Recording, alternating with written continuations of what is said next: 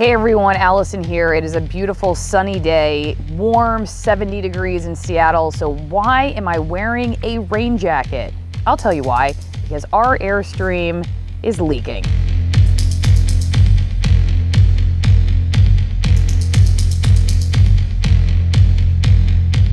We took off the side panels and she's almost fully stripped at this point, but notice some pretty shoddy handiwork by whoever has had this Airstream in the past. Put a replacement bolt in there, and then what they did was they just drilled straight through the wall, and that's this right here.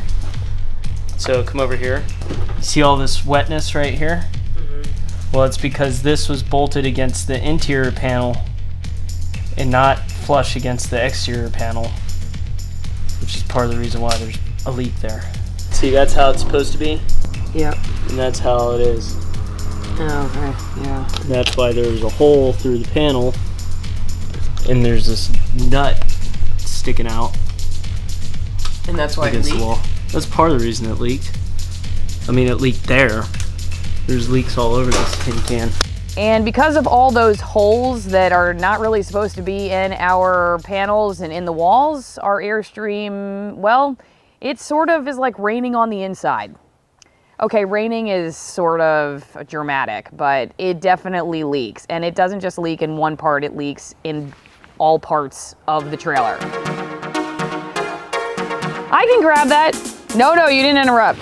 Yeah, you did interrupt a little bit, I'll be honest with you. I'm trying to tape my YouTube video. It's really hard to find good help in this neighborhood.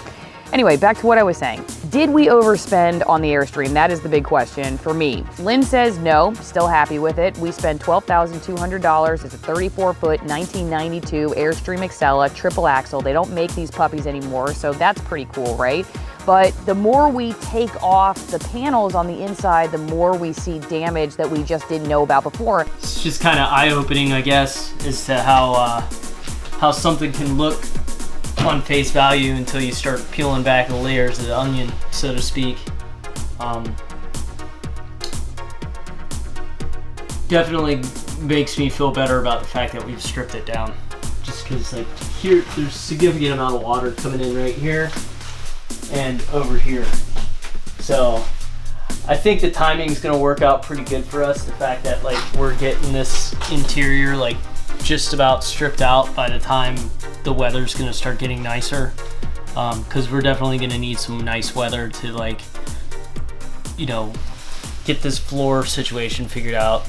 I know we've got at least 2 corner panels, exterior panels, that we're going to have to do. See what's going on with this corner panel here, and then, you know, when we spray foam the interior and stuff like that, we're going to want to make sure that it's nice and clean and dry. The other good thing about the spray foam is that I feel like it's going to make it more watertight, and I think it's going to also add some, you know, it's adding that structural rigidity to this. I mean, the Airstreams are already pretty strong with these ribs and just the way their construction is, but I think it's going to be a lot more secure, a lot stronger. And ultimately, that's the risk with buying, well, a lot of things, but definitely with buying an Airstream, especially one that's not brand new, is that you just don't know its life history. It's just like buying a car, and you don't know if it got in an accident. We think maybe this one was in some kind of accident. I think that's what happened in the front. I think like someone or something ran into it, and then they clearly, like, if you look up on the front, I'm sure you'll show some video, but there's like a spot where the C channel is, that's not the original part that secured that corner panel to the front. So that front end is going to be a little bit of work for us, but it's like nothing looks like tweaked or like it's just terrible, but it's definitely a little more work than maybe would have been ideal, but it's definitely still not as bad as some of those other Airstreams we saw. Were pretty bad shape. Like, they were like, if you think this is bad for an overhaul, like some of that stuff we would have had to totally fabricate our own parts, and we just don't have the time or the energy to fabricate new stuff.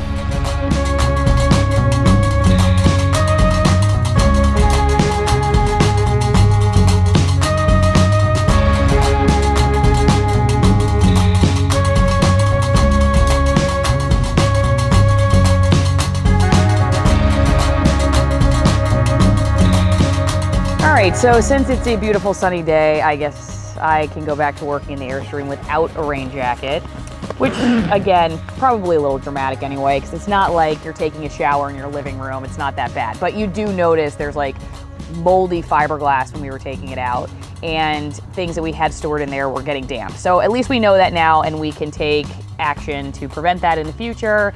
Next couple videos we have coming up are removing the interior panels on the front and back ends, then vacuuming off the leftover fiberglass that's stuck to the wall, taking out the wiring, and then this puppy is going to be ready to have its floor taken out.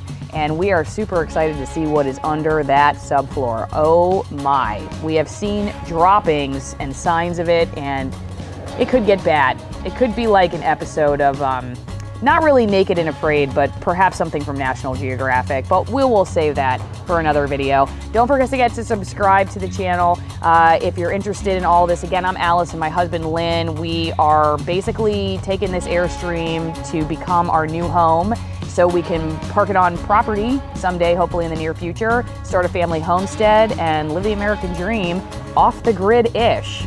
See you next time.